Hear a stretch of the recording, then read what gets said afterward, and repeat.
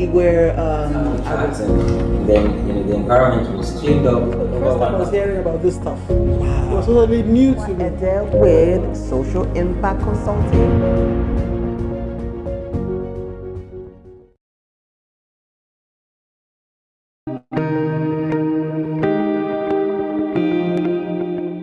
Hello everyone, my name is Efwa Elens Ede with Social Impact Consulting. I'm a development consultant with 20 years of experience working with NGOs, international NGOs, and bilateral agencies to work in project support, monitoring and evaluation, and civil society strengthening. So now, I saw that local NGOs lack the capacity to manage large-scale projects, which can in turn impact their various communities because they have the connection based on their backgrounds. So this made me create this channel so that I can add value to you for free once you subscribe to this channel and get notified of upcoming videos. I look forward to hearing from you.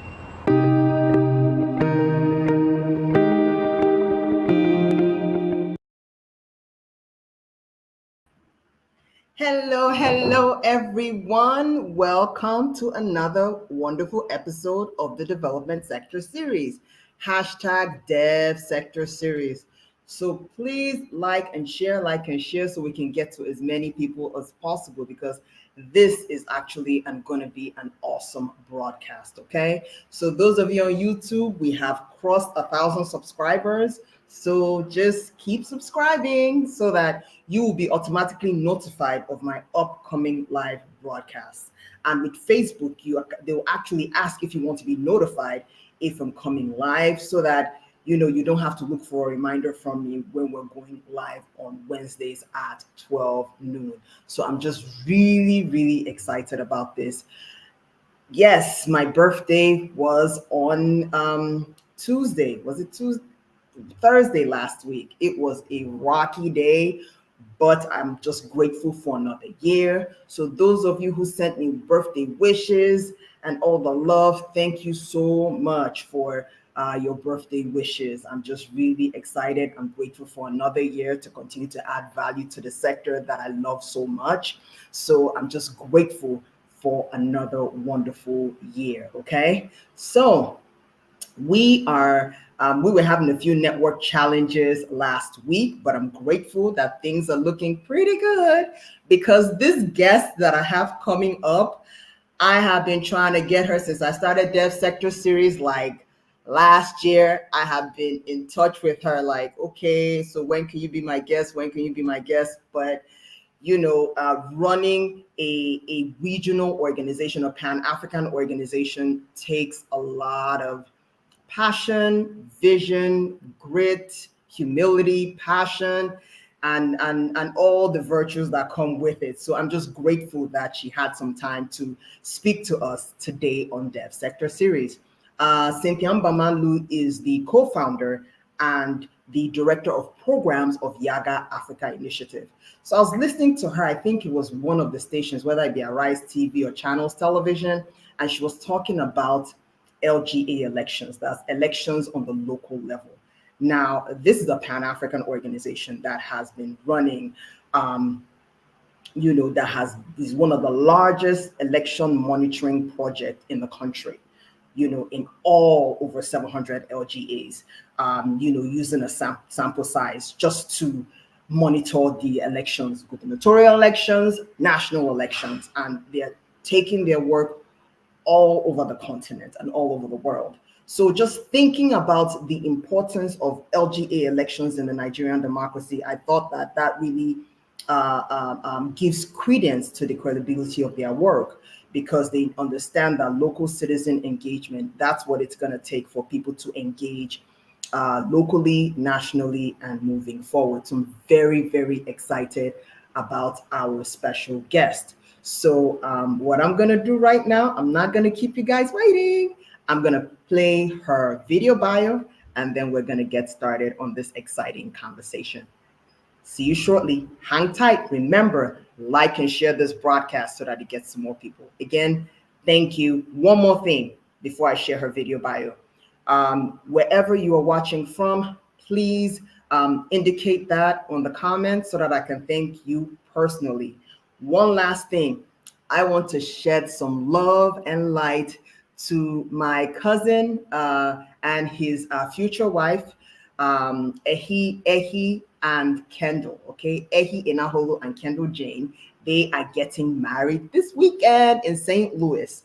I really, really wanted to be there, but I couldn't make it. I just want to send you guys some love and some light, okay? So this is love to you guys, okay? And I'm going to dedicate this wonderful landmark episode to you. So back to Cynthia. I'm about to share the video bio of our special guest. See you shortly.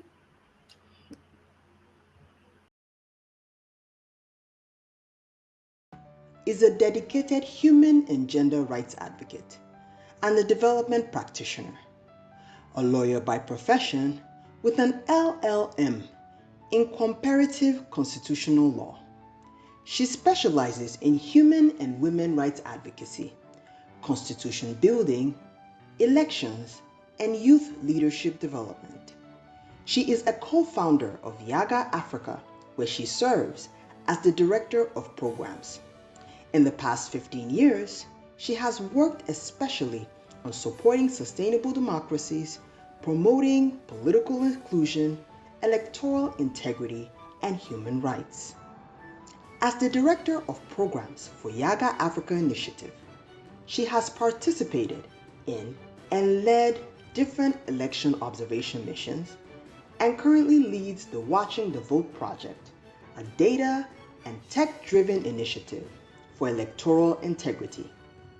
She was actively involved in the advocacy that led to the new Electoral Act in Nigeria and currently engaging in constitutional amendment process. Cynthia Mbamalu is a founding member of the Not Too Young to Run movement and the Ready to Run campaign, committed to promoting young men and women's political leadership. She also manages the community organizing program for young people in Nigeria and West Africa.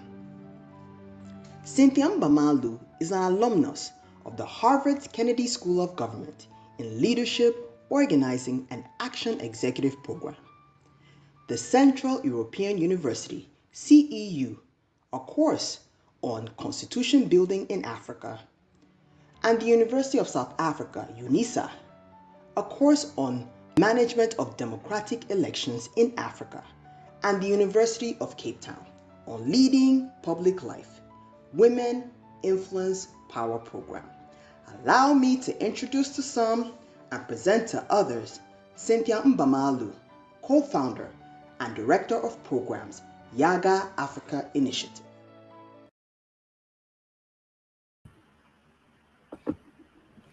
Hello, Cynthia. How are you? Good to see you. Hello, good to see you, Efwa. So happy to be here finally. Thank you for inviting me. Yeah, thank you. Yeah, I've been wanting to speak to you. You were one of the people that I've been trying to get on the development sector series because of the great work that you've been doing over the years. So again, thank you so much for taking out some time out of your busy schedule to talk with us. So I am going to get right to it, and then we're gonna have some fun. Before you get right to it, I want to just say first, happy birthday in arrears. I celebrate you today and always. You're an amazing woman and you're doing a lot of impactful work. So happy birthday and God bless you. And congratulations to your cousin. They say Ehi. So if Yes. you're watching, yeah, congratulations to them and I wish them a blissful union. Thank you so much, Cynthia. I appreciate it. So thank you so much. We are going to get started now. So Cynthia, tell us about the YIAGA Africa's Watching the Vote project. Yeah, so YIAGA Africa, as an institution, we believe in movement building. So movement building. Cynthia, I'm so sorry. Can you mute your WhatsApp notifications because it's coming right through? I want to really, yes, I want us to really hear the great stuff you're saying. Okay. Um, I'm hoping it's muted now. Okay, Yeah. I think it is. So, okay, okay. Yeah. So Yaga Africa believes in movement building. So for a lot of our programs, we adopt a movement approach, and that's because we believe if people are more invested in the work and not engaging from a transactional point of view, then it's easier for them to take leadership. And that's the idea for watching the vote. So watching the vote in itself is a movement of citizens who believe in electoral integrity. And the idea for watching the vote is to leverage technology and statistics to observe the elections. To observe the elections from a comprehensive point of view, but to have non-citizen, non to have citizen actors as those leading the process.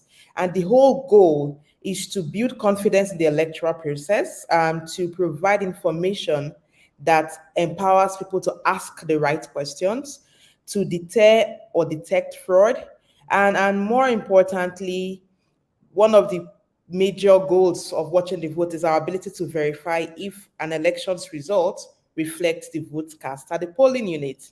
So it's a if I want to summarize it, I'll just say a movement of citizens committed to promoting electoral integrity, but we leverage on technology and we do a lot around statistics. Now, watching the vote is a movement, but we have special methodologies that we deploy to observe elections. And you had hinted that in my intro when you talked around sampling of polling unit to observe elections. So we have a special tool called the parallel vote tabulation.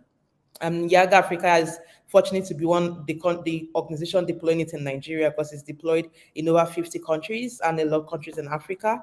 And what the parallel vote tabulation, or PVT for short, as we like to call it, is it basically uses technology and statistics to sample polling units to observe the conduct of elections, observe the quality of the elections, or give facts on the quality of the process, and to verify the outcome of the elections. And for the PVT, our goal is to see if the process in itself meets electoral integrity standards. If they do, then we can verify the outcome. If they do not meet the standard, so if the process is deeply flawed and we do not trust the process, then we can't verify the outcome of the results. So in Nigeria, sometimes you'd see situations where YIAGA Africa says we can't verify the outcome because we do not trust the process. So yeah, in summary, that's watching the votes. We engage from pre-elections, elections, the post-election. So if for YIAGA Africa, we're in love with elections because we believe that this is the process of leadership recruitment. And if we get our elections right, then we can get in the right people to lead us. But if our process is flawed, if individuals that do not have the capacity manipulate and get in fraudulently, then we cannot solve our leadership crisis. So if we fix elections, if we get citizens to engage and vote and get in the right people, then we can start to address our leadership questions and ultimately build a sustainable development, or it's a sustainable system that promotes development and inclusive growth.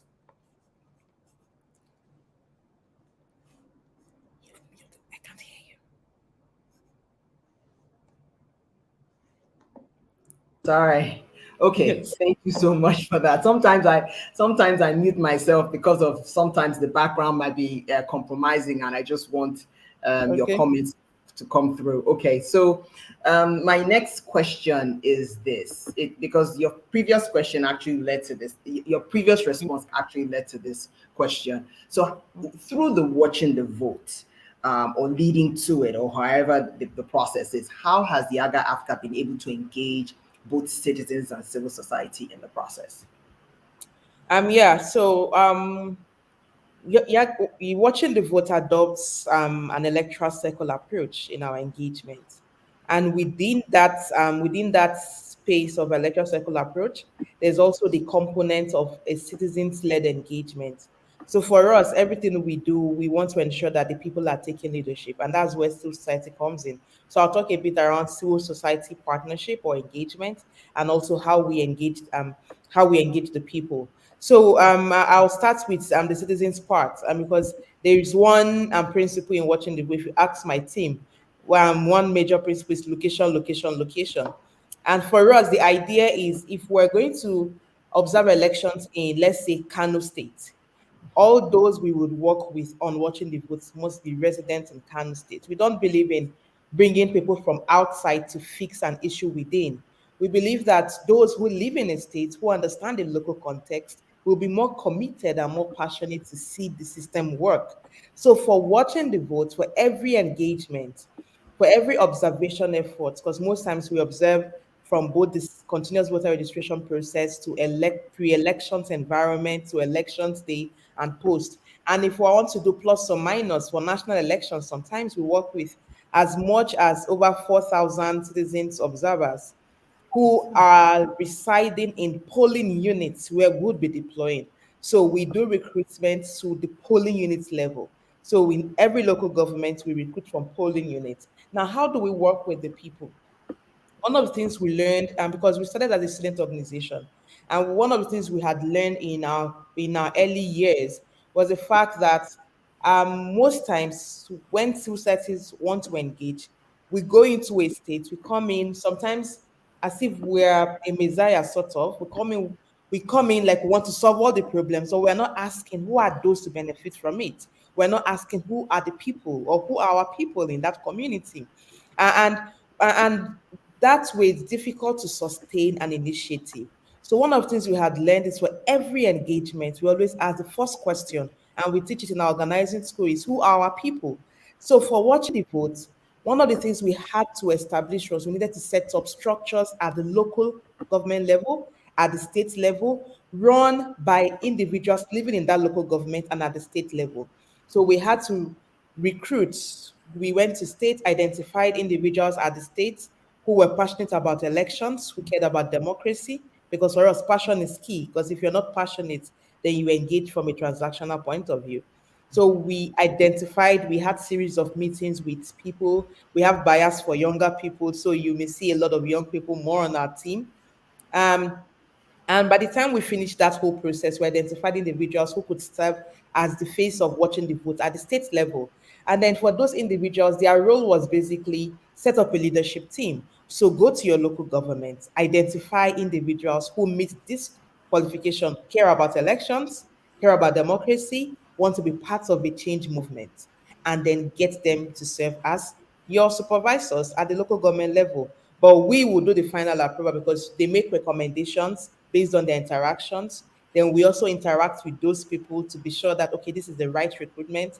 And then we did that. So for us, that's the level of citizen engagement that at the state level, at the local government level, we're able to set up individuals who serve as our focal points at the state level, and for every local government to have at least one person who serves as a supervisor for that local government.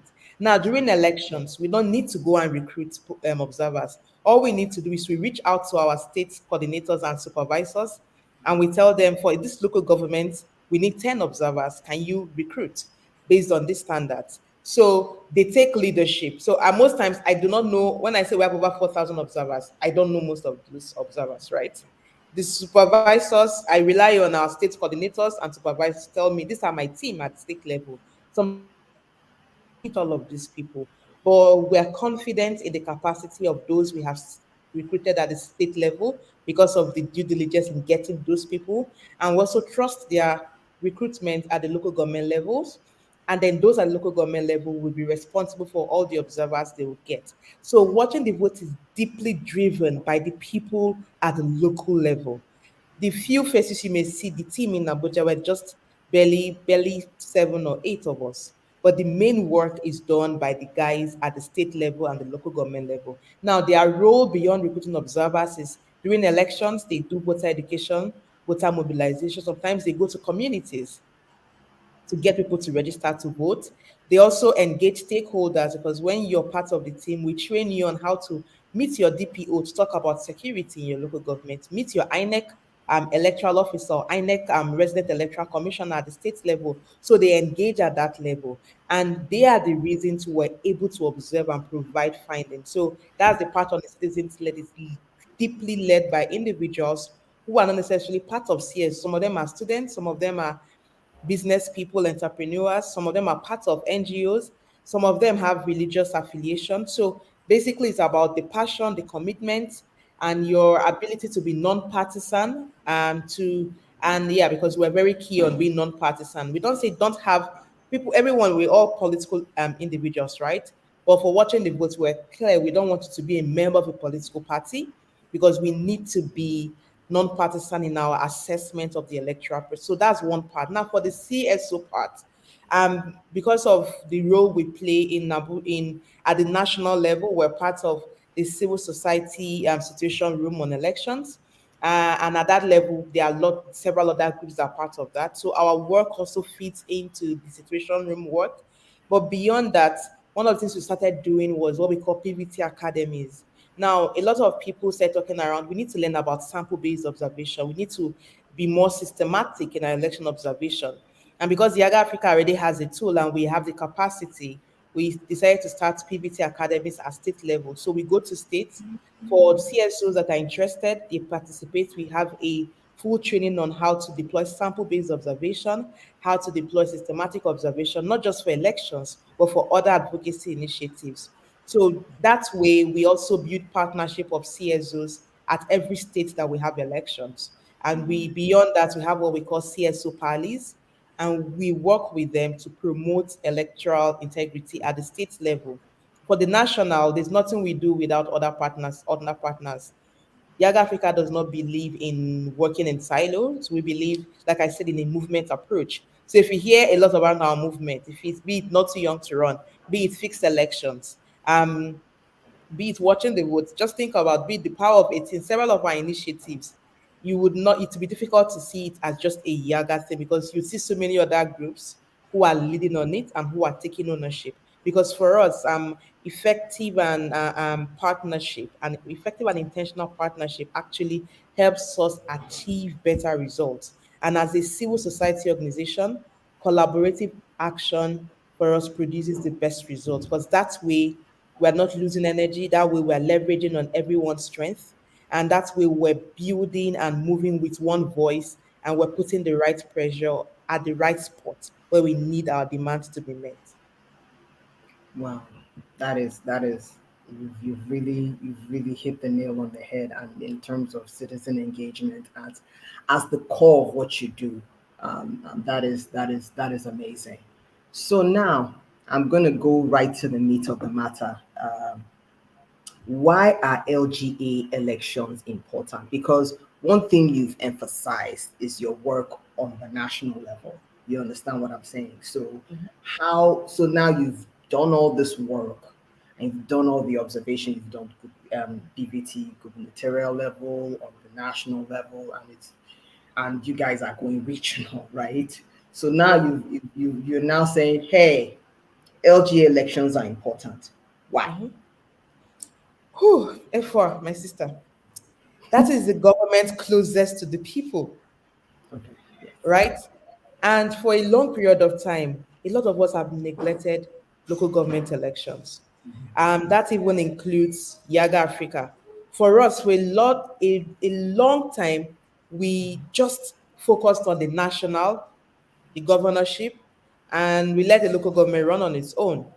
And what that has done is we have kept out a very important tier of government from the whole discourse on democratic leadership. And if you go to communities, a lot of people feel disconnected from government.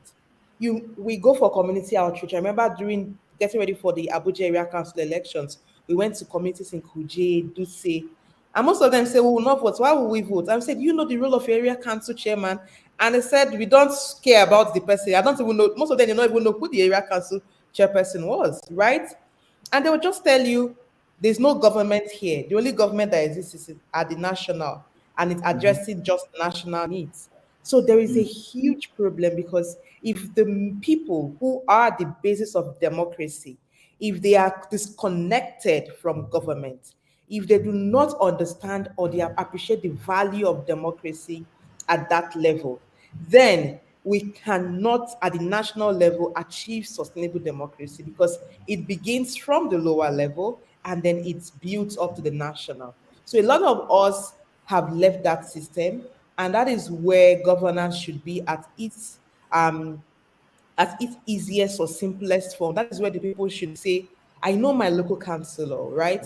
There are many things that are not an issue for President Buhari to address. There are many things that should not be about the governor.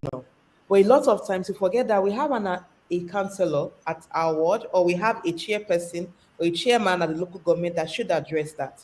So we've neglected that, and that system of government had not performed optimally or even functioned. So when it comes to the elections, we don't even engage. And that's where our democracy cannot work. So when you tell me why are these elections important, it's simple because that is the government closest to the people, because that is the government where we should assess democracy in its purest form, because that is the government, that is the election that produces leaders that truly should reflect the people. Because at that level, we should see the levels of diversities that we never even thought around. Because at that level, issues around ethnic, religious, gender, age representation should be reflected there. Because it is the third layer or the closest to the people. That's the closest level of representation, right? So it is important because that is where you have the elections to bring in those that will represent our needs. And the election is important because that is where we test democracy in its purest form.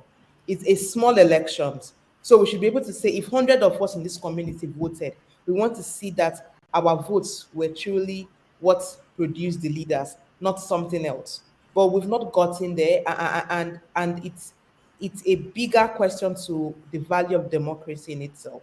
Because if we cannot even get local elections right, then what is the hope for the nationals, right? And that for me is the bigger question. Is it closest to us? And we cannot leave that elections anymore. Okay. So, what has your engagement been like with CBOs, community-based organizations? And I know you talked a bit about your engagement with citizens in voter education. Like, what has that experience been like, and how have you been able to engage further to maybe, I know Yaga is starting from Abuja because that's your headquartered here there. So, how are you able to engage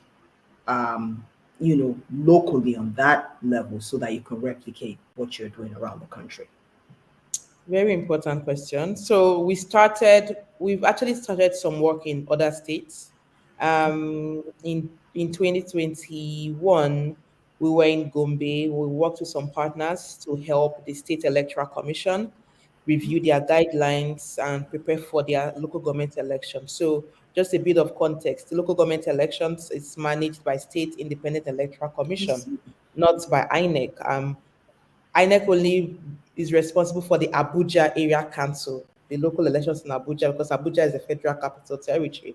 But for the other 36 states, the local elections are managed by the State Independent Electoral Commission, and every state has its electoral law that guides its elections. So for every state we go to, we need to study the electoral law because the Electoral Act only manages national elections and subnational elections.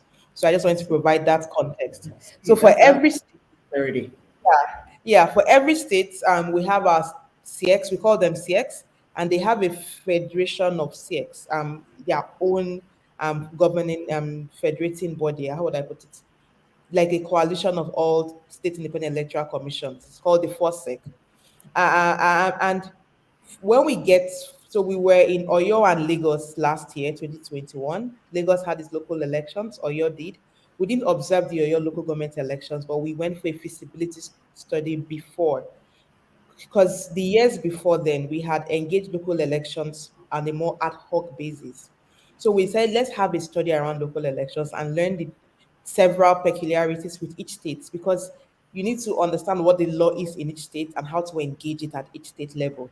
And from in that engagement, for Oyo, for instance, we met with community-based organizations and civil society organizations that work in the states. We also met with the security agencies, groups like the Market Women Associations, and even the National Union of Transport Workers in states, and then also with the political parties contesting for the state elections, and then the State Independent Electoral Commission. We did that in Lagos also. So for each state, we adopt the principle on watching the votes for local elections too, because it's still watching the vote that deploys for those local elections. So for each state, we had to first meet with the community-based organizations to understand what their challenges were. And we'll be releasing our reports later because we wanted to provide a knowledge product that can guide engagement on local elections. So that was our level of engagement, basically to learn from them on what the challenges were and how we can work together to promote local elections. So the other thing we had done was to assess the capacity of the State Independent Electoral Commission and their policies. One of the things we understood from the engagement was, unlike the national, when you have INEC releasing the guidelines for elections, at the state level, and for the State Independent Electoral Commission, some of them had a challenge in one, even producing the guidelines. So for Lagos, it was days to the elections that the guidelines was released. In fact, the candidates list was published the eve of the elections. So you can imagine that voters were not even sure who the candidates were. The eve of, because we received, we had to, yes, we had to leverage on other partnerships to get that information. So that was a major observation, that if voters don't even know who the candidates are, because ordinarily you should know your candidate, at least 1 month of the election, you should know who they, You so you should, so you know can do your who, research. yeah, do your research to know what their manifesto is and all of that. In fact, it was the day of the election, we're still not sure of one of the party, if the party was qualified to contest. And yeah, and the way local elections are, some local governments have some parties, some local governments don't have some parties. So unlike the national, where you can say there are 18 parties contesting, for instance, at the local level, some local governments can have just 2 parties. And within that, some wards may have just 3 or 4 parties. So the information for local government election is actually more, and it's a bit more confusing when this information is not provided early enough for voters to even be informed. So for Lagos, we got to the states, and I remember interacting with some society organizations 2 weeks the elections, and one of them said, "Oh, what are you doing this?" I said, "I came for local government election." They said, "For which state?" I said, "For Lagos." Say, "Oh, there's an elections here." Stop it. I'm not kidding. And then our media team went to the streets. We did some vox pop, and some vote citizens did not even know they had local elections in the state a Oh. week to the elections. So post the elections, when turnout was really poor, because turnout in Lagos was abysmally, it's not something to talk about. When we saw the turnout was so low, it made sense, because a week to the elections, we're going to the streets to ask people, this common, will you vote? What are the issues we care about? And they were asking for which elections. They didn't know there was an election until the government said there was no I mean, movement. it Before, makes sense. Even me, like, okay, oh, there's LGA election. Really? And this yeah, gives room for a for godfather to just call somebody and and that say, you are and going to that is what be local happened. government chairman Yeah. next week. And they're like, So when we, okay, I'll put your yeah, name on it. It's so easy. it's I'm sure the easy. corruption In fact, is crazy because there's it's no crazy. transparency, there's no accountability. People are just more or less appointed and elected. And you wouldn't blame them. So in Lagos, some people said, oh, the last time they voted, their vote did not count. That it's just individuals who just select who would be there. You go to some polling units, no one. In fact, on election day in Lagos, people were playing football because there was no movement. Young people were playing football, sitting down, chatting, waiting for the curfew to be lifted to move. Some people, I'm like, but your polling unit is here, just go and vote. And they said, we did not even know there's election, so we don't even know who is contesting. So why would I go and vote? Because I don't Wow. even know who. So it just showed that there was a lot. And that same day, there was an election in the neighboring state. Was it no, it was not Oyo. There was an election in Ogun that same day, because Lagos and had their Ogun was also really poor. Oyo, like I had mentioned, the Gombe was much later. So then just had one recently, Plateau State rather. So every year we have several local government elections, and Abuja had the area council elections, which I'm sure we already know the turnout was also poor. In some of the places in Maitama, we said there were no voters officials were just sitting down and sleeping and waiting for 2 o'clock to pack their materials. So Wow. our engagement now from all of this is basically that we need to do a lot more, at least to start talking about now to make local government election a priority conversation, which is why I'm so glad you've decided to take this topic. Because most times, if you notice, most times we don't talk about local elections, we focus on the national.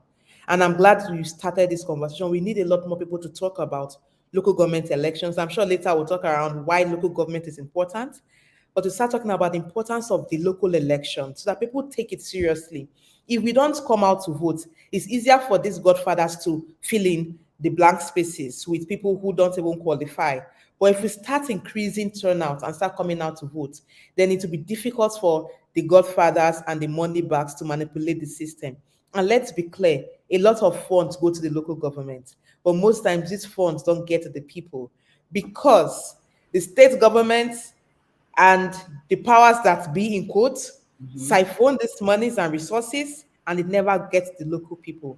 But Yeah. we can't even hold people accountable because we did not vote them in. So these huge funds just goes into the pockets of people, and at the end, the victims are the average Nigerians who live in all the local governments across board. So we need to get this conversation talking, but not just CBOs, FOR. We need the media. We need young people. We need women-led groups. We need several individuals working together to make local elections a priority national conversation. I think That so. way, we begin to sanitize the process at that level, at least to get more people to come out to vote. It's the first step for me. And I think that's the easiest way for even GOTV, because when I was in Chicago doing a feasibility study, conducting surveys in the community, you ask, do you know who your alderman is? Which is in Nigeria, your ward person. So it's Mhm. like, you, that's the fundamentals of the market. Yes. It's like the bare bones. And Yes. now that you're shedding light on this, I just said, no, this is a conversation that we need to have.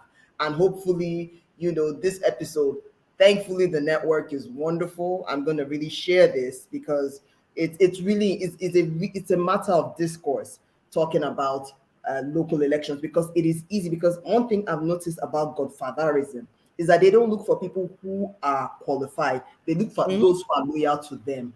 And that's a True. different conversation. That's a different conversation. And if they are able to just select and the thing is, and you know this as an organizer, is that how corruption can thrive is misinformation or no information, which is True. what is happening right now. Yes. And it's just Yeah. I'm just Which is why floored by this information. also, which is why I think for local elections, we don't see a lot of adverts on TV. Like, I feel like it's a deliberate attempt not to get the people informed so that the people will not engage. Because as simple as even having the right resources for be it the state independent electoral commissions to conduct voter mobilization or voter education engagements, even if it's as simple as on radio, there will be LG elections coming up, those basic. There's the Yeah. CS that we don't have. Most times we're deprived of funding. The monies for these elections are not coming till 2 weeks to the elections. So you can see there's a Yeah. deliberate attempt to deprive the people of information. And I wanted to just buttress that is a very important point he made. Misinformation or no information, that is how corruption thrives. Yeah, it's just really something. So now I want to see how we can make this connection to as we're heading towards the national election season. Yeah. How does this conversation and even local engagement and in local election, um, how does that feed into the national elections? I mean, this is an obvious answer, but in case you have more details about that, in terms of, okay, we're heading towards election season, we're talking about local elections. How do we make connections towards GOT? Because in spite of all the hard work YIAGA, Situation Room, CDD, and some other groups are doing with regards to elections, the fact still remains that voter turnout is still not up to par. So how does this feed into it? Um, there is no alternative to engagement. there is no alternative to participation for citizens. We've said democracy is here to stay. So we must make it work. And I was on a panel the other day and I said, democracy is not wishful thinking. You don't sit down and say, I wish we have democracy. No, we work to get democracy to work for us. And how do we engage locally? How does this lead us to the next elections? First, we need to understand and appreciate our role as citizens in a democracy.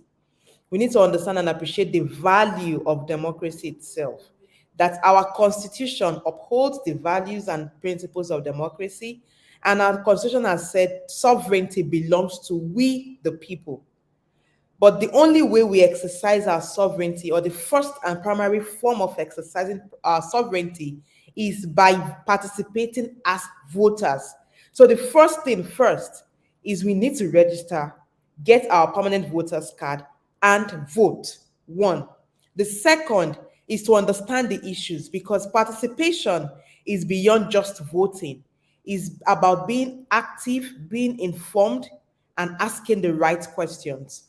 If participation is not active and is not informed, then it as well will yield negative results than positive. And so the next conversation is, how well are we engaging as a people? And it begins with the local level, honestly. Because if you understand that your local government, one of their fundamental role is to contribute to the social economic development of a state, meaning that the local level, local government is supposed to, by the constitution, make recommendations to the state government on the economic development of the state. Then we ask our local government, this is time to ask local government authorities, what are you doing? Where is the challenge? Is the problem from the government, from the state? If it is, then who can we get in as a state government that would understand the importance of local governance, right? Because if we do not engage our local government, we will not know where the problem is. So we need to go now and ask, where is the challenge? Have you been receiving the funds? If yes, what have you been doing with it? If no, what happened? So that we know that if the party at the state level is the reason our local government is not functioning, then we already know the parties to vote out at the state level. If the problem is the governor, if the governor has not ensured there's been a local elections, because some states have not had local elections for over 5-10 years. And the constitution, Stop. No, you're yes, lying. Is a I'm not lie. lying. Some Are you states have not kidding had me? elections. The local elections are usually not periodic. Some states have not had elections for almost 2 years. Some states just have caretakers. So governors just appoint caretakers who serve at that position. Yes, that level. You know, when you're talking about Chicago, and I was thinking around, when we think about elections in the US, in fact, the local elections is almost like where young people test their capacity. That's where you see a lot of young Yes. people competing. So you have younger people at that level, because that's where you start to build leadership. And most Yes. times, people that are serving at Congress, if you look at their history, they started at local level, because it's almost like you start there. That's the that's the basic or the primary. That's how you're able to start your political You start career your or political to career, serve but public that's service. missing here, right? So if a state has not had elections for more than 4 years, voters in that state should know that the government at that state level do not care about their needs, and should know that they need to vote them out, because you need to vote in people at the state level who appreciate the tenets of democracy and the importance of periodic elections in a democracy. So you need that. So looking at how your local government is functioning. So if we can access the functionality of our local government, it can inform how we vote at the national elections, because now we can tell who do we want to vote. And so that's the part on information. So you need to be informed to be able to vote. So yes, you register to vote. The second is information. Get to know what is happening at the local level, because honestly, the local governments that function well only function because the state government respects the rules in the law constitution. Unfortunately, and in our constitution, the local government is somehow subject to the state government, which is why there's a current bill to amend the constitution for local government autonomy, both financial and administrative autonomy. Thankfully, that bill passed at the national level. It is at the state Okay. level now, but we need Okay. to third majority of the state assemblies. So basically, at Yeah. least more than 24 state assemblies to vote yes. to that bill. Because once we amend the constitution, You didn't even know too young to run. It's going to yes, work. it should, but it failed last Yeah. time. The last assembly, local government Ah, autonomy failed at the state level because the governors did not want it to be passed. of Because if course it not. had passed, it means the funds that they siphon Mhm. would then go straight to the local government. They don't want So that. they don't want that. So we're hoping this time around we have this, but at least if we have this amendment, it also makes it easier for us to engage because now the state is supposed to ensure, the state government, the governor by the constitution is supposed to ensure periodic elections at the local level, which is why I've said for anyone listening, if your state has not had periodic elections, local government elections, then you have the wrong governor. If your local government has not been functioning, then you obviously have the wrong Say that governor. again. Wait. If Wait, your wait, wait. Say that again. yes, Say that again. if if your local government has not had periodic elections, at least has not had elections for 4 years, then you have the wrong governor. If your local government is not authorities, if they are not functioning, if there is no development at that level, you have the wrong governor. And what this means is, as you're going to the next elections, you want a governor or a candidate that has a plan for local development, that has a plan for local government elections that will tell you we're going to have periodic election at local level, regardless, that the funds for local government will be going to the local government. You want a governor that is clear on not just what I want to do, but how I will be doing it at my state level. So get informed, get your PVC, but get informed. Information makes voting worth it. Without information, we just repeat a vicious cycle. And I think that for me is as we move to the next election, information is key. Look at your local government and it tells you if you have the right person at the state level. The third part for me is getting out the votes. Um, we cannot sit back and expect the politicians to mobilize voters because political parties benefit when people don't turn out to vote. It is Exactly. easier to add up figures. If 100 people show up to vote in a polling unit with 500 voters, it's easier for the political parties to manipulate the remaining 400 ballot papers that the voters did not come out for.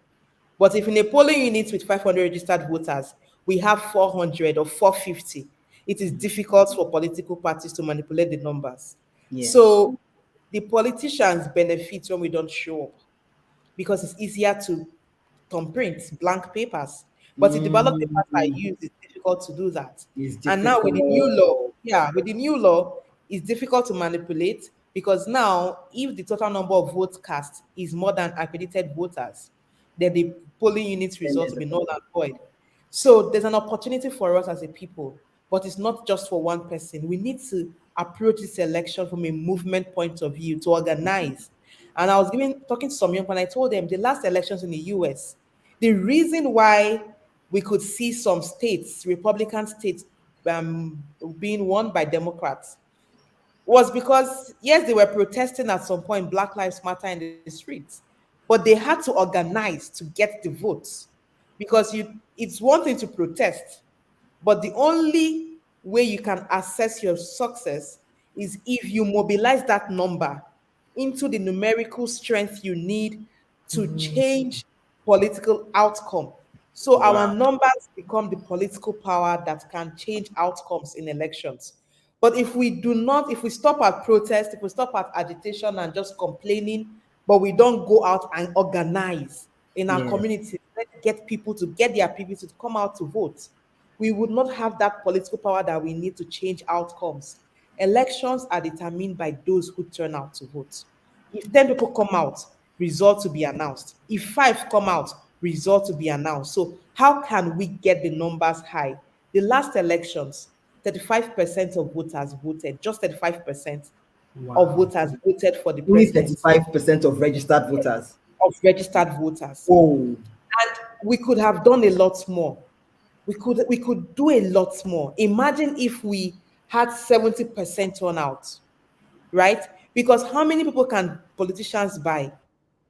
If we came out in our numbers, it's difficult to buy everybody. But if there are fewer numbers, it's easier to buy 100 people than to buy 500 people.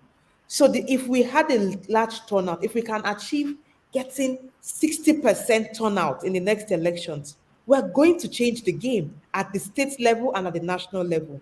Because that way, we would have people with better capacity and understanding of the process and the issues voting. But what we have is almost the same circle of people who vote. And this same circle of people are people that are willing to sell their votes because poverty has impoverished them to the point that they've lost their voice and their reasoning because hunger is a dangerous tool used to oppress Yes. the oppressed. The It is. oppressor loves the tool of poverty to keep a certain people locked up in that mindset of the oppressed who believe they do not have power. But there are lots of us who know that it's not the 1,000 we get that will get us the right leadership.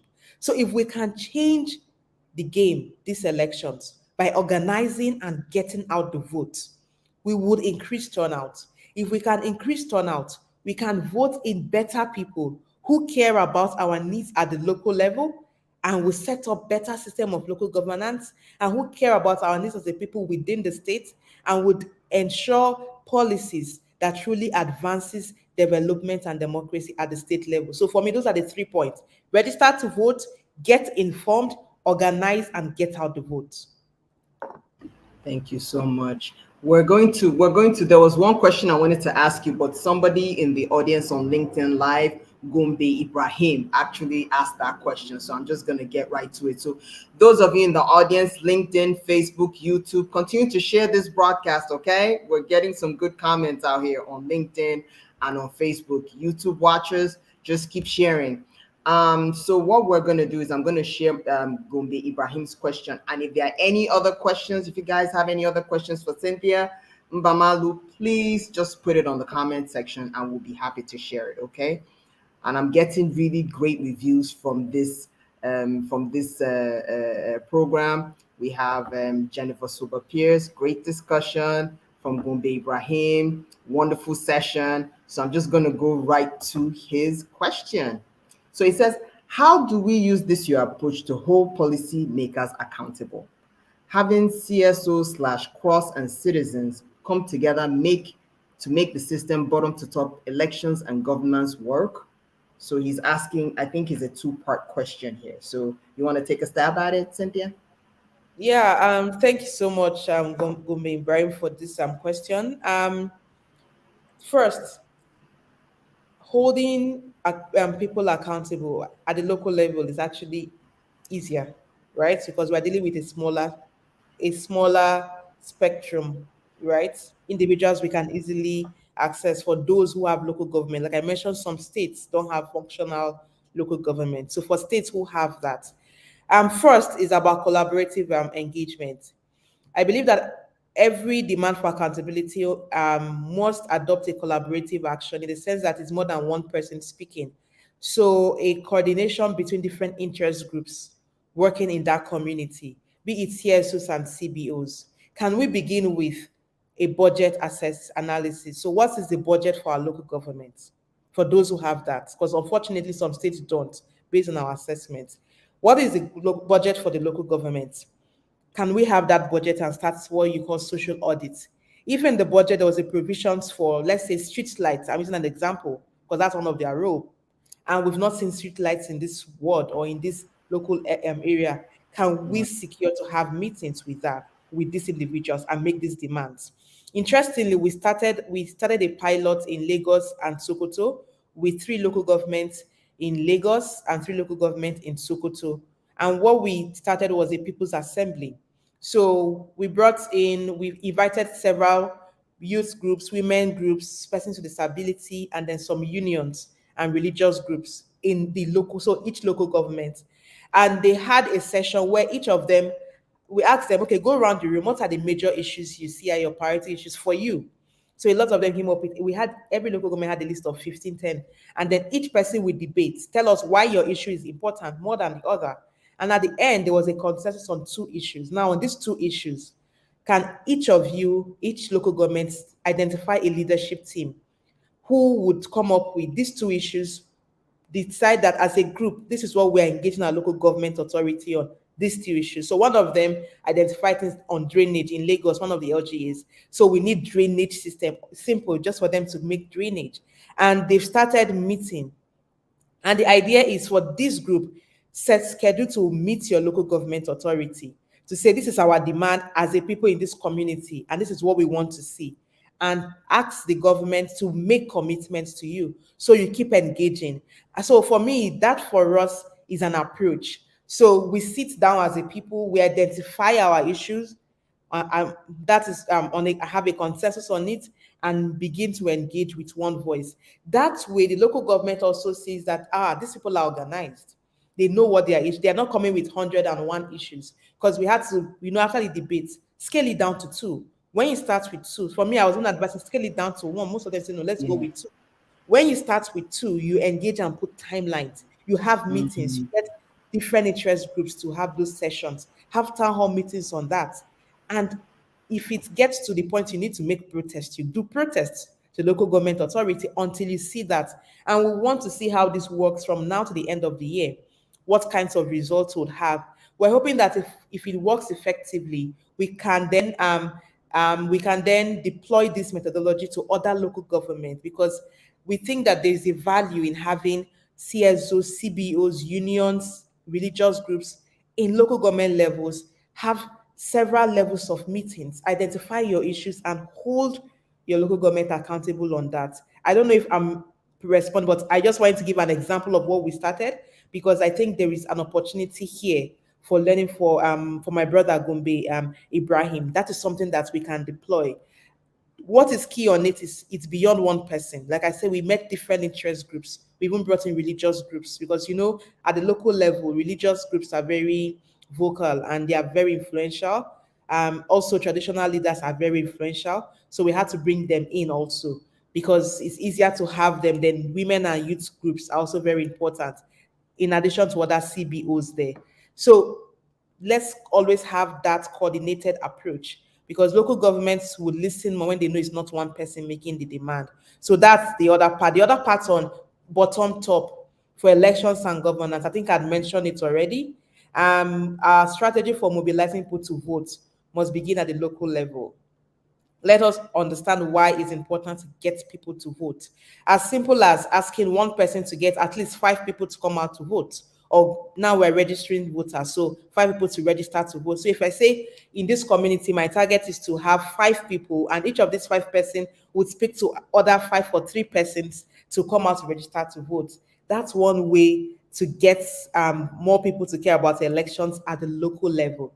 INEC started an online registration first. One of the things we started doing, telling people is for young people, you can help those who don't know how to use technology to start their online process. So you can help 2-3 persons say, my goal for you today, give me your details, I'll help you, let's register you online, and then you can go complete the process at the physical center.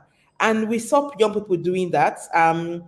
You can do that on your phone. You can help people check their voter status. So those are simpler ways that did not come at a cost. That I think if we start deploying it at the local level, it can promote citizens' consciousness. Because if I talk to you to vote, I will not stop on come and vote. I'll tell you why you should vote, and from there we start to build consciousness.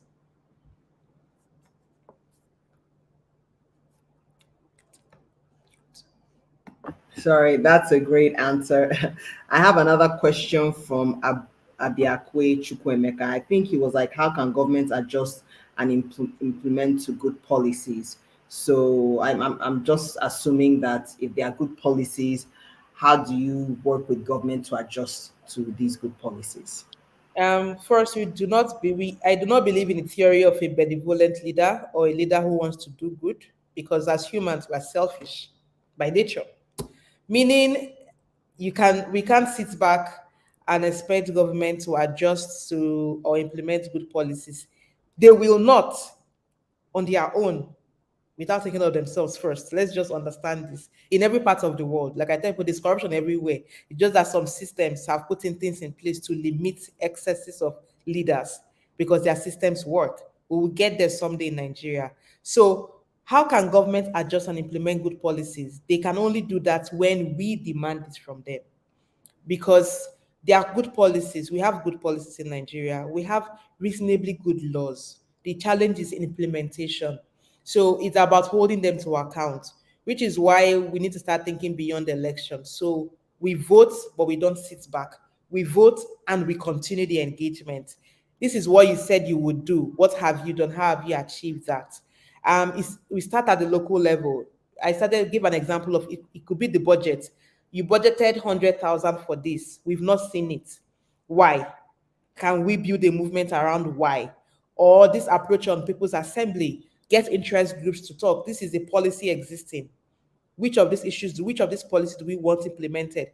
Can we now, as a people, demand the government to do that? Because the only way government functions in a democracy is when we demand accountability. And because our system is a developing democracy, we don't have government that understands that they are there for the people. So we need to get them to understand that. At the end, when we sit back, they will do whatever they want to do. But when government knows that these people will not sit back, they will get things done. And we've seen them act. The Electoral Act, this is one recent success story. If we left it for the government, we will not have a new Electoral Act today. There were protests. People called lawmakers. There was a point where the Senate president, one of the sessions, if you followed the news, said, "Stop calling my phone. I have only one vote. Call other lawmakers." His number was released and people were calling him, "Votes, we need a new electoral act and we need it done." And some lawmakers actually said that citizens were blackmailing them for a new law. So when they tried to vote out, remember there were times where they had to recommit sections of the bill. When there's on electoral technology, there was the first one that was passed, subjected the power of INEC to NCC and made it almost difficult to implement electronic technology for elections, be it for transmission of voting or for even accreditation. And people called and there was a protest. For the first time, the Senate had to recommit the bills to vote again. It had Wow. So there was a recommittal and a reversal was done in the votes. And then when there was reversal to pass the bill, there were protests and an ultimatum was given. And that was when the president said, saying, "Oh, we plan to sign the bill. We just had issues here and here and here." But finally, the bill was signed. But imagine if we sat back, because the last time in the in the previous assembly, the bill was turned down 2018, December 2018, ahead of 2019 elections. But that was because a lot of us sat back and felt we've made our proposals, National Assembly we act, President we sign, thinking they will, because we thought if you care about democracy, the president said he cared about electoral reform when he came into. So people felt this president would sign it. But we sat back and then the bill was declined. We did not have a new law. So this time around, we realized we can't sit back. So that is the only way we get good policies to be implemented. We can't sit back. It's going to be a lot of work. Honestly, it's frustrating sometimes because our government just looks for how to create more work for us. Every time they want us to be protesting. But think about which country, any democracy where there's no protest going on now. Even France, that just had an election that got back Macron, there are still protests going on. They are democracies. The test of democracy is its ability of the people to make demands of the system consistently till the system responds to its demands. So we cannot, as a people, sit back and wait for government to implement policies. No, we need to continually make that demand. That is the only way they will implement good policies. That's for me is the same. That's the only way in my own view. I don't know if there are other thoughts. So I'm going to ask a follow-up question to this one, Cynthia. Now, as we know already, the civic space in Nigeria and even countries around the world is shrinking. Yeah. So we're dealing with, and I know you are really in the heart of this conversation about the shrinking civic space. So how do citizens engage as we're heading towards the elections and trying to deal with some of the forces that are against them with regards to the shrinking civic space? How do we navigate some of these landmines? We're stronger when we work together and act together. That whole thing around divided we fall, united we stand is not a myth, it's true, basically. Exactly. One of the ways to navigate the shrinking civic space is to build better resilience as citizens and as a people and as civil society in general. And how do we build resilience? Is to ensure that on every issue we have a uniform message and we're speaking the same way, because you cannot arrest everybody, you cannot kill everybody, Exactly. right? And when we are speaking together with one voice, it is difficult to shut us up. Towards the elections, what are we going to see beyond one of the things? Because the shrinking civil space, one of the things we are saying is there's going to be a lot of propaganda. There's going to be a lot of attacks on individuals who speak the truth, both media, both citizens, and even CSOs. So we have a lot of those attacks. There's going to be a lot of divisive politics to divide us across religious, ethnic lines. We're beginning to see that already. We're going to forget that we all have a common enemy and start fighting each other. That is also how. So when I say I need accountability, the people will remind us that I'm speaking because I'm from this religion and I'm attacking this person from that religion. So others forget and everyone starts to attack me or attack the person speaking. So that's how it plays out. So building resilience requires us to work together to define a uniform citizens agenda. We need to engage these electoral processes, what our demands are as a people, what are our major issues, and engage political parties based on our issues, not based on party affiliations or ethnic or religious sentiments. The other part is working with groups that follow through these laws. Most times, shrinking civic space is enabled through legislation, through policies by government or governmental actions and directives. How do we attack that? We need to remain vigilant in the sense that as they are doing all the politics for primaries, we have to listen to what is going on at the National Assembly, at the state assemblies, just so that we do not sit back, we are not in the dark when one law is passed to limit our freedom. So vigilance is key. We have to follow through whatever. This is not the time to stay away from politics. This is the time to engage the political space, because there'll be several pronouncements that will be made that will take us unawares. But the only way to prevent that is through vigilance. So that's the second part for me, vigilance. And I think the third part is being informed and educated. We need to know our rights. A lot of us don't take our time to even understand what our rights are in the Constitution, or even to understand what the legal framework is for elections.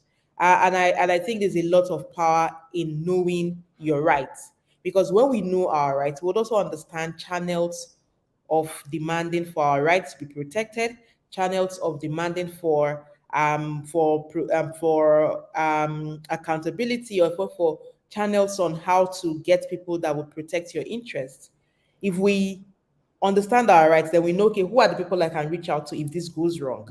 So knowing our rights helps us understand the right approach or the right channels to make demands. So for me, that is also another point of engagement. The last point for me is cross-board engagement. How?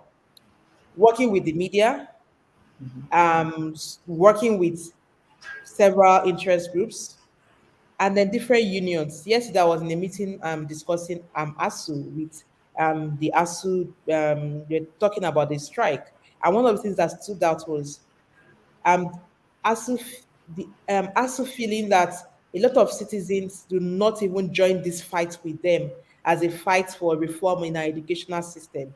Yeah. Schools are on strike. A lot of us just sit back and say, "Yes, schools are on strike, and we're moving on." But students have been out of school. Our education system is dilapidating, and people are not getting quality education. So basically, the masses, because this is public education, right? Is the public Yeah. education affected? And they just felt like the solidarity is almost like non-existent, because it seems like it's an ASU fight. But it's not just an ASU fight, it's a fight for public education, which meets and addresses the needs of the average Nigerian who can afford Mm. private education or going abroad. And just listening to that, I realize this is happening across different board. Most times we think something happening in this sector does not affect me because it's just happening Yeah. there. But we may have a child tomorrow who would be going to public institution who is out of school. Exactly. And we become victims. Same also as insecurity. So at this point, we need to actually start coordinating our engagement to support issues across board. If the media is targeted, we need to speak up for media free press, because if the media is targeted, it means the media cannot amplify our issues.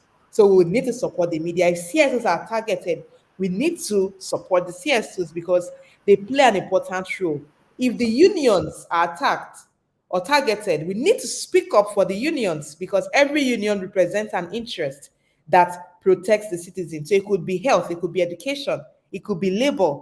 We all benefit somehow, directly or indirectly, if they are better treated or if their demands are met. So this level, towards the next elections, I want us to have better coordination across issues so that we are not engaging elections from a single lens, but from a broader lens.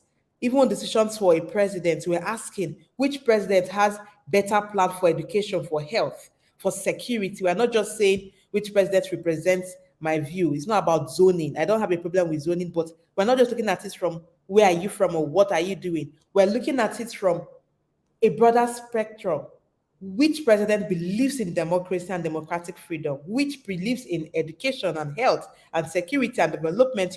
We're looking at it from that whole broader lens than just a single lens. That is how we build resilience against the threat to the civic space. Because if we support each other and we leverage solidarity in our demands across board, it is difficult for the government to just shut us all up because then they know, oh, these people actually know what they are doing. And I think for me, that those are the ways we can fight against the threats to our civic space towards pardon me, towards the next election.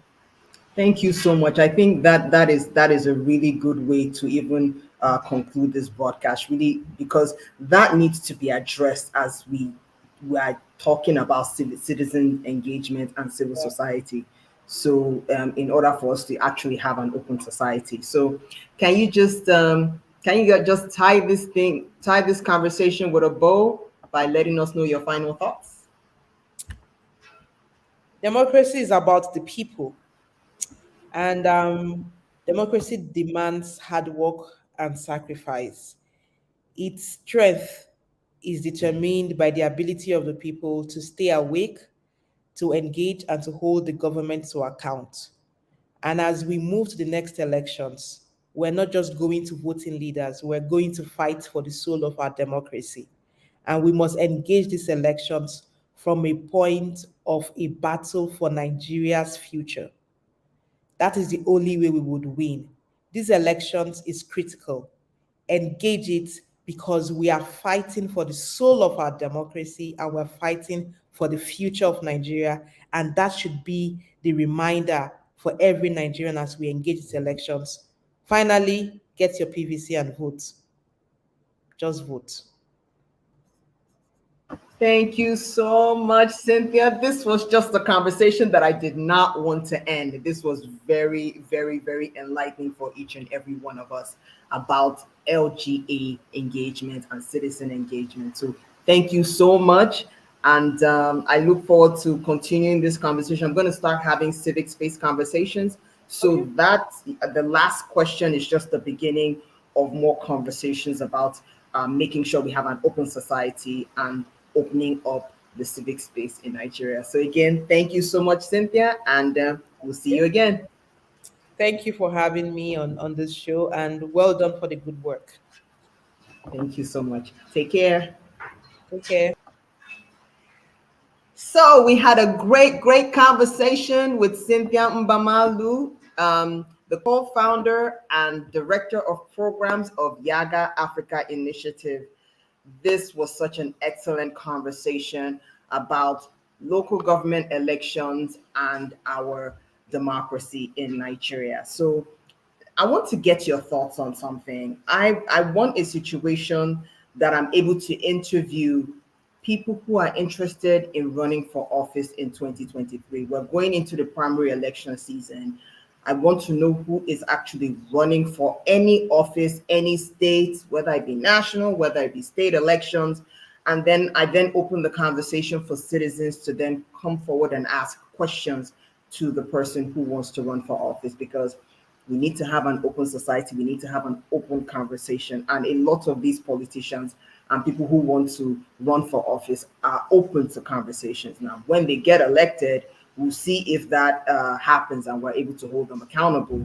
But we need to ask the right questions to people who want to run for office and represent us as a people. So if you're interested in that conversation, if you are running for office, you can reach out to me at socialimpactconsult@gmail.com.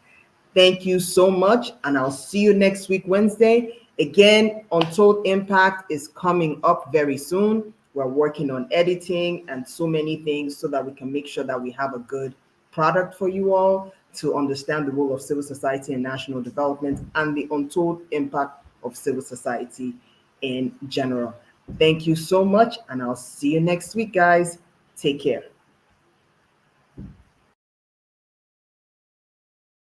Act, and then the environment was cleaned up. The first time I was hearing about this stuff, it was totally new to me. With Social Impact Consulting.